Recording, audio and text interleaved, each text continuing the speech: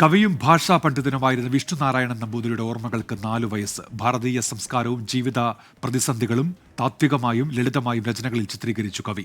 കവിതയിലും സാഹിത്യത്തിലുമുള്ള സംഭാവനകളെ മുൻനിർത്തി രാജ്യം പത്മശ്രീ നൽകി ആദരിച്ചു. നാടു നാടായി തുടരണമെങ്കിലോ കാടു വളർത്തുവിൻ നാട്ടാരെ, നാടു കാടായി തുലയാതിരിക്കാനും കാടു വളർത്തുവിൻ നാട്ടാരെ. കവിതയിലും തനിക്ക് ചുറ്റുമുള്ള മനുഷ്യരിലും മമതയോടെ മുഴുകിയ കവി. ആ കവിതകളിലെ വെളിച്ചം മണ്ണിനോടുള്ള കൂറും സ്നേഹവും വിളിച്ചറിയിക്കുന്നു. തിരുവല്ലയാണ് കവിയുടെ ജന്മദേശം. കവിത ചെറുപ്പം മുതൽ കൂടെയുണ്ടായിരുന്നു. ചങ്ങനാശ്ശേരി SB കോളേജിൽ പഠിക്കുമ്പോൾ ആദ്യ കവിത പ്രസിദ്ധീകരിച്ചു. കൂരച്ചാൽ എന്ന വഞ്ചിപ്പാട്ട് എഴുതിയത് 1983.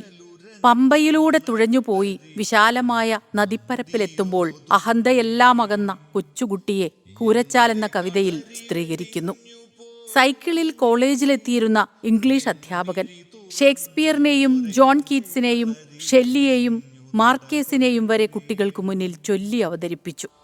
പാതയല്ലി പുണർന്നു നിൽപ്പൂ കാലിൽ ഏതൊരു ദൂരതാരം ചാരുവാം ചിരി തൂകിയെത്തുന്നു.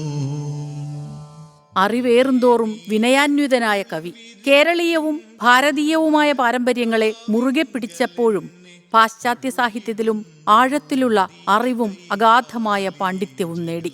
കാടുകൾ മിഥ്യാചാരത്തിന്റെ കൂടുകൾ, അതിൻ പോടുകൾ തോറും മുരണ്ടമരും വിരക്തന്മാർ. ശ്രീവല്ലി, യാതായാതം, സ്വാതന്ത്ര്യത്തെക്കുറിച്ചൊരു ഗീതം തുടങ്ങി നിരവധി രചനകൾ.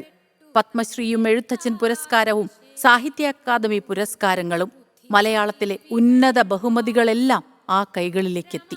രാമ നീ എന്തിന്നെന്നെ നിർദ്ദയമുണർത്തി എൻ പ്രേമഭംഗത്തിൻ. Research desk 24.